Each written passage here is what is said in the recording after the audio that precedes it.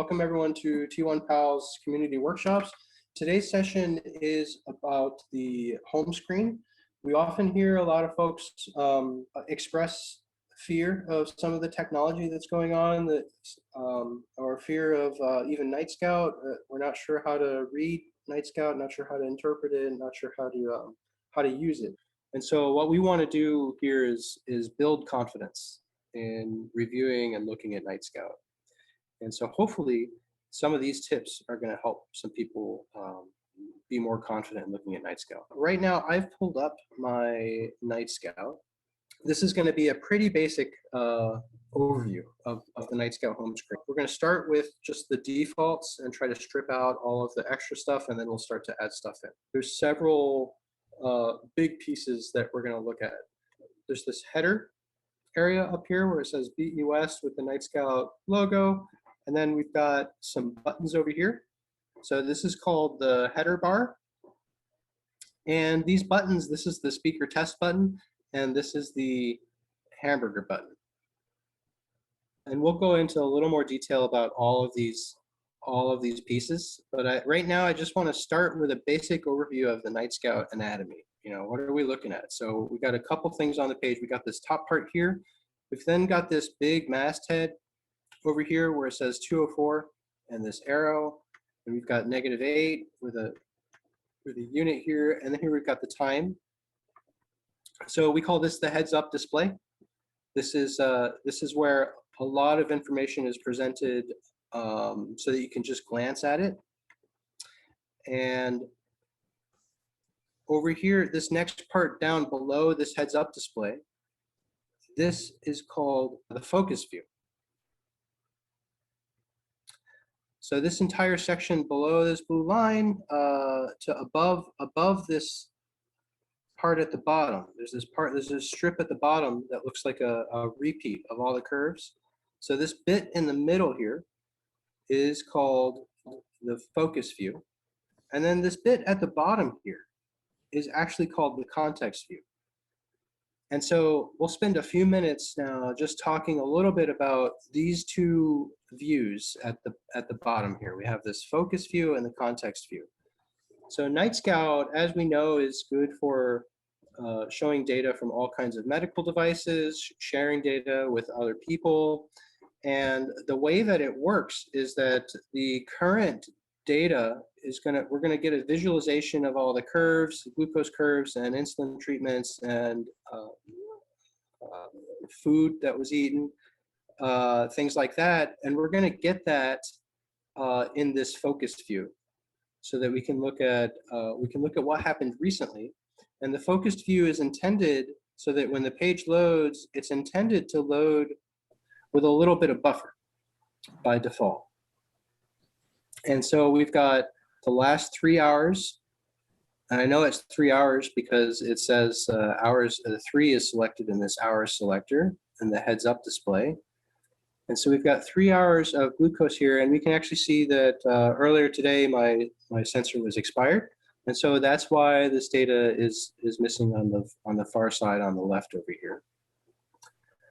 And so this is the context area. It's got the prediction, which is showing potential future glucose values, not actual glucose values, but potential future glucose values. We've got the last known value right here, 196. I'm hovering over it at 3:38 p.m. And that's where we can start to cross-reference. You know, if this is the most recent glucose value, we can start cross-referencing that with the other information on the screen. And the heads-up display, it shows us that 196, in fact, is the last glucose value, so I don't have to go hunt over here and find it. It tells us that not only that, but this pill, and we'll get into pills a little bit more later, this is called a pill. This pill is saying that 196 was a decrease from the previous glucose value of 8 milligrams per deciliter. And this pill says that happened 3 minutes ago. And so all of that matches all this information. Okay, so that's the focus view. We have the heads up view providing glanceable sometimes easier to read information than what's happening here. The heads up view is designed to give us a very quick status. So we can do a quick heads up status and say, what is the current status right now? And then we have this other area at the bottom, which we haven't talked about quite yet. So this area at the bottom is called the context view.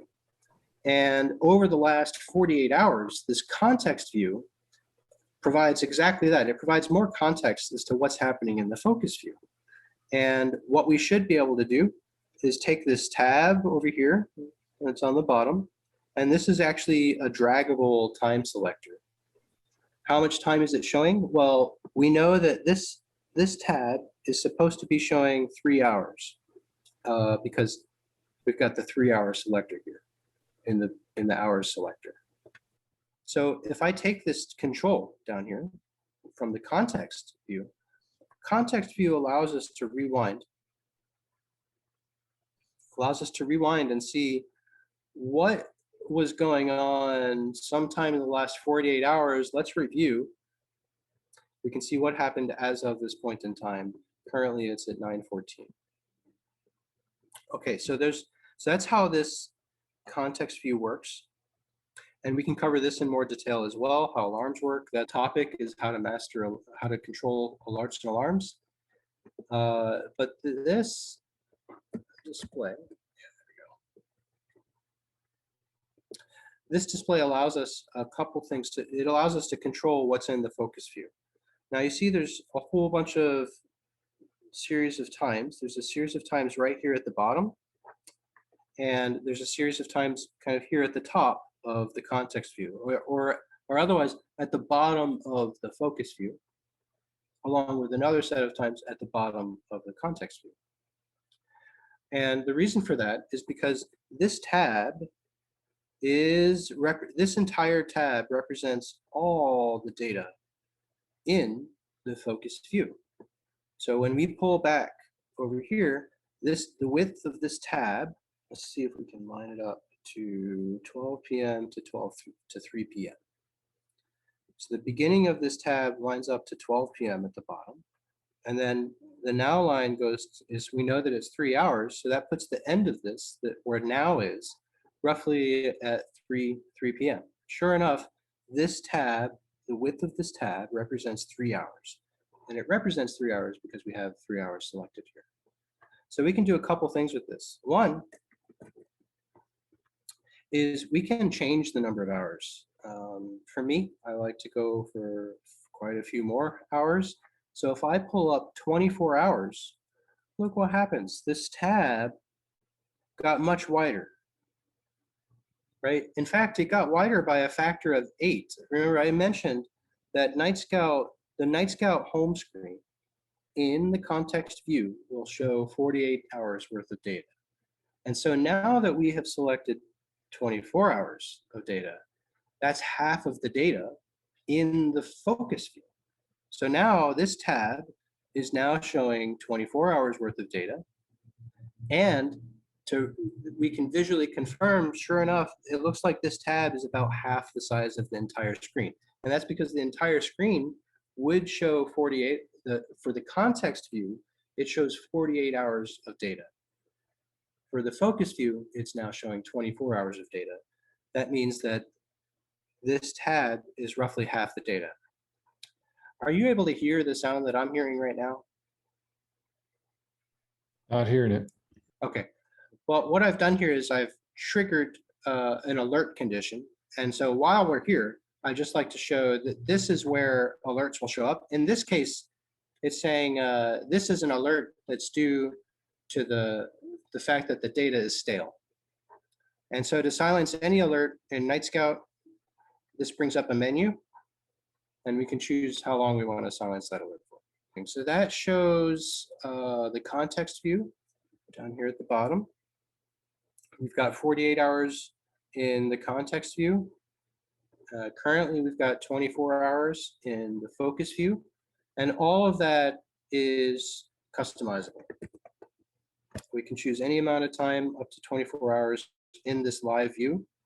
So we've looked primarily at these 3 different areas: anatomy of this header bar, this heads-up display, some of the pills, as well as gotten an idea of some of the data. So we've got glucose curves here. Currently, the last 2 hours of glucose curves in the focus area, and 48 hours of data in the context area. So I'll start transitioning now and covering more of the Nightscout home screen, in addition to just what the anatomy is, what other things we can expect, and what other things we can get out of it. One thing I will mention is I didn't cover it earlier, but these blue lines up here at the top, as well as the events that can occur. There's many events that can occur and will show up on the graph. So besides glucose treatments, what are the other types of data that will show up in Nightscout? So we've got this other data that's available. Insulin data will also be shown by Nightscout. Other types of data can also be shown. I think this in here, I happen to know that this is a pump unsuspend, because my pump was accidentally suspended for quite a few hours earlier today, and that this is a bolus, so somewhat of a rage bolus, if you will. And up here, this line that's dipping below and above, etc., this is the basal line. And so because I am using Loop, Loop is able to record all of the insulin treatments, all of the diabetes therapy treatments, as well as the glucose data. And so that's what we're looking at here. Now, what happens when we, let's get into a little bit more about some of these pills, as well as what happens when we look at this on mobile. And I can actually demonstrate what will happen. I will start making my screen smaller, and I'm going to start simulating what it would look like as a mobile display. What we're going to see is what we have here on as a web page. When we use Nightscout as the web display that it was intended for, we have a feature called fluid layout. And what that means is that the display is able to take advantage of the display regardless of the kind or size of display. And so here what we found is a breakpoint where, as I make it smaller, it will try to start reorganizing itself in order to make more sense for the layout that is available, for the screen that is available. And so once we push it down to a sufficient size where there's no more horizontal space to put any more data in, and as we keep squishing it down, what's happened here is it's totally reorganized itself now. And so this is what we will see on mobile displays. Using Nightscout on a mobile display, you may see this happen. And the reason this happens is because Nightscout is reorganizing itself. All the same data is still there, but it's been reorganized so that on a mobile interface, we can still present all of the data without losing any off the side.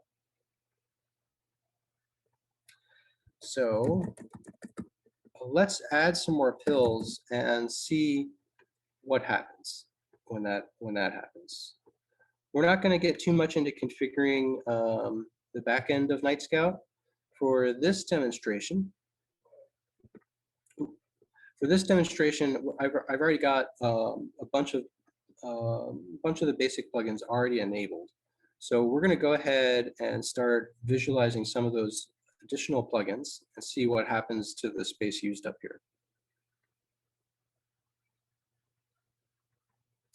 Let's see. So first, I should dig into some of these. So first is this speaker icon here is what's known as a speaker test.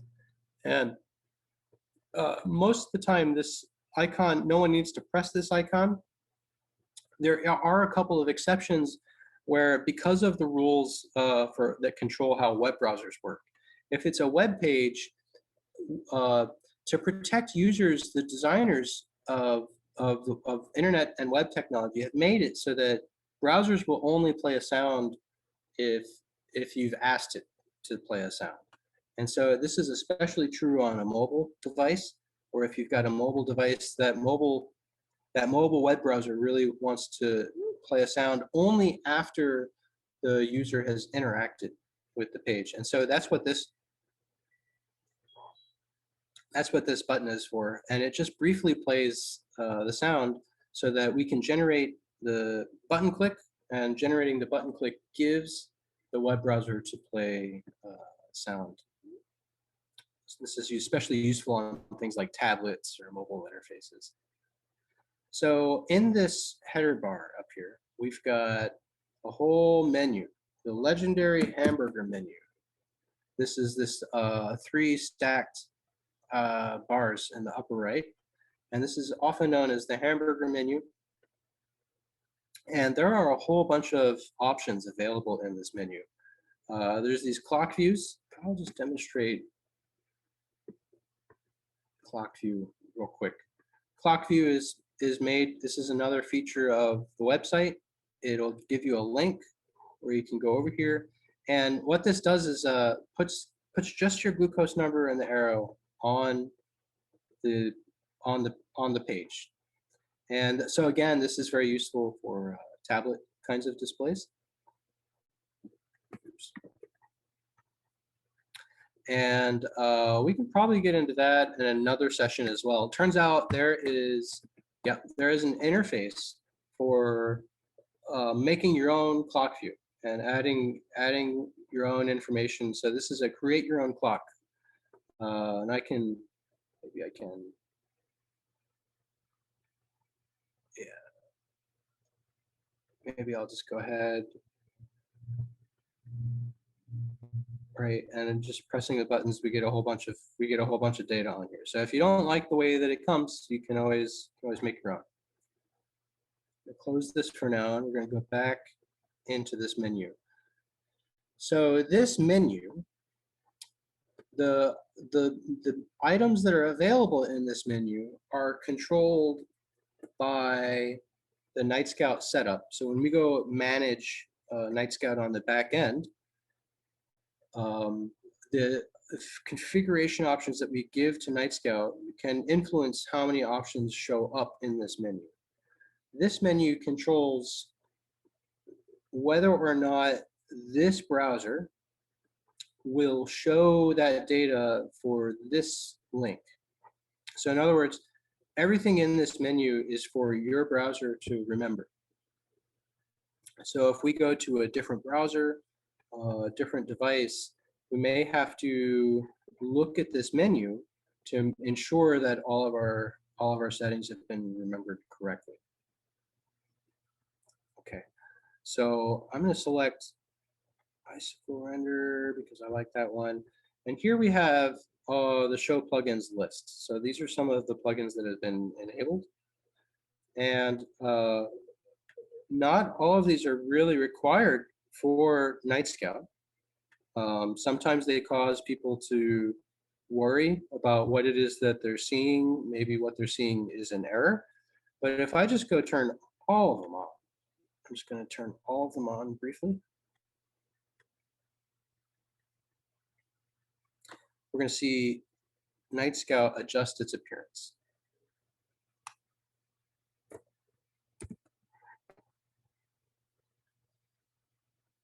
That's right. Okay, so now that we've got all of these things enabled down here, we're seeing that Nightscout was already prepared, but now the browser is able to view these options as well. And a lot of those options add what we call pills over here. So now we can see that, I'll make it bigger. Now we can see that there's all these different pills that have been added into the heads-up display, right? We have, in addition to the data staleness indicator, we now have lots of other indicators here. And generally, hovering over them will give you additional information on what that pill is all about. And we will use another workshop to dig into plugins even more. We understand that a big part of treating diabetes is predicting the future. And so it's very useful to have some amount of time that is in the future. And one of the things that we're interested in as developers is how much time should be in the future. And it's not necessarily obvious how much time should be in the future. The default Nightscout has a prediction that is equivalent to some of the commercial algorithms that will do predict low glucose suspend.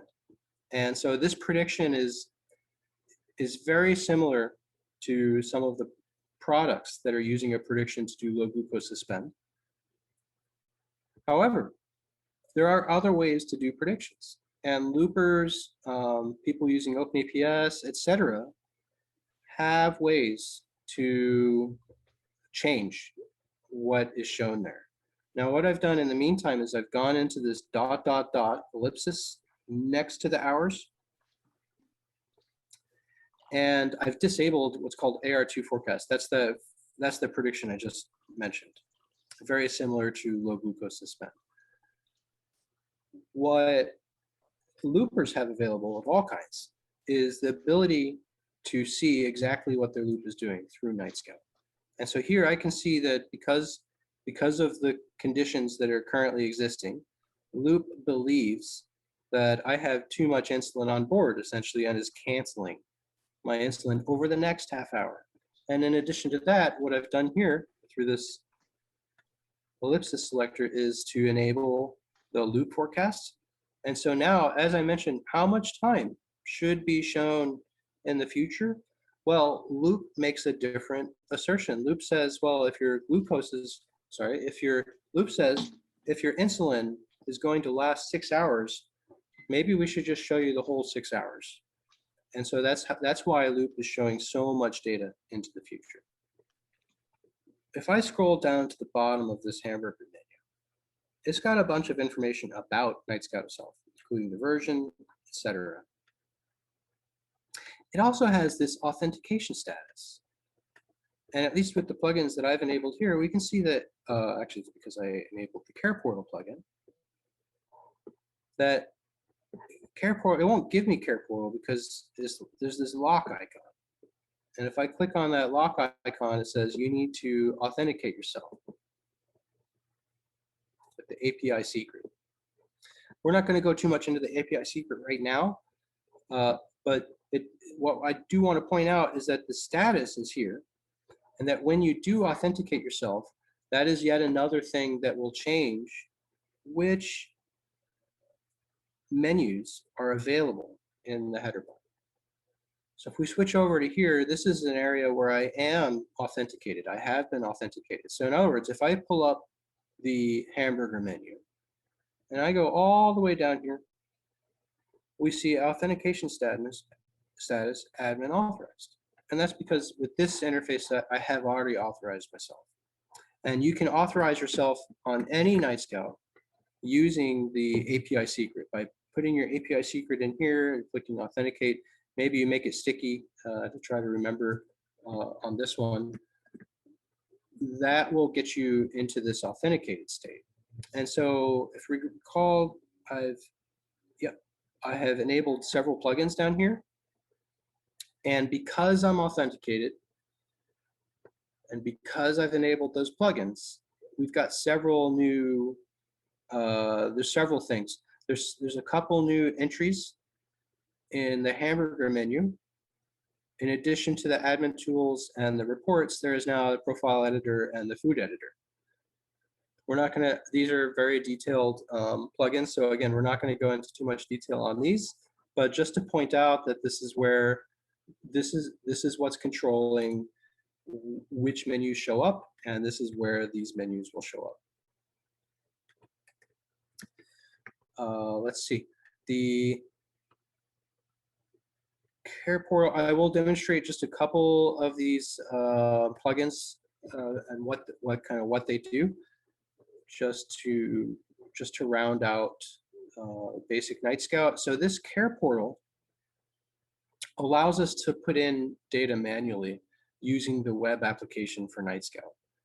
So we can put in any of the kind of data types that Nightscout understands.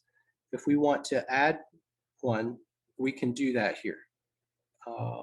So I can say, let's put in some exercise.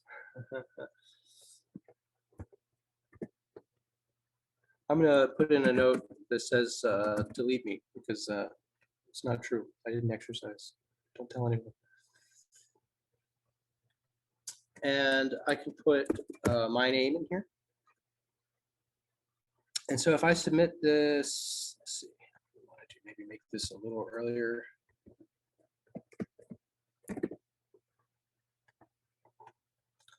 It's going to ask me to confirm everything because I'm putting information in. Yeah, there it is. And now we see this information show up on the graph.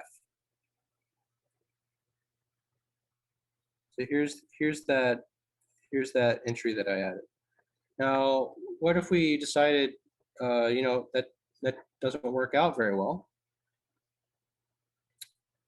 This icon that looks like writing on a tablet is what's called the edit icon. We might have to do a special just on that, actually.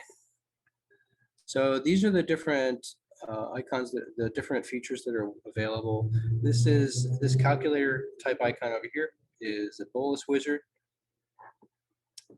So you can enter in this does not actually give you a bolus. This just helps you calculate bolus. And finally, one of the plugins I find very valuable. Let's make sure it's, yeah. I actually find this BWP, everyone has their own favorite plugins, but I will just highlight now BWP is one of my favorite plugins because it will actually inform you if it thinks you should have carbs, it will tell you how many carbs. So not just the standard 15 or the standard 30, but it will actually calculate, it looks like you might want 8 carbs or something like that. Okay, so these are these pills are additional information. This one's giving me information on pump, my pump battery, and this one's giving me information on loop. This one's actually my iPhone battery because that's the thing that's the uploader. My iPhone is acting as the uploader, and that covers a lot of the home screen here. For sure. I think at this point, anything we do is going to start going off into these other special features, and there's certainly a lot to talk about. We've got the header area, the heads-up display, this focus view, and then this context view down here, and they all try to work together to inform us of everything that's happening. We do these events pretty often. We have a Nightscout reports series, so we think that there's a lot of reports available. There's even third-party reports from Nightscout Reporter website, and so we'd like to generate confidence in getting reports, sharing with your healthcare team, etc. And then we've got other different kinds of looping experiences. We've got Android APS, we've got Loop, and we've got Open APS. And we think maybe people would like to talk about those.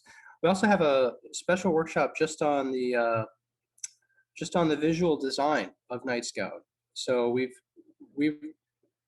there might be more involved in the black and white design versus the color design. There's kinds of trade-offs, and so we'd like to talk about some of those trade-offs so that more people know about them. So that is the program for the summer. We've got all these events coming up for reports, for uploaders, for the display, for alternate ways of looking at Nightscout and taking advantage of Nightscout. So that is the concept, and that is our T1 Power workshop.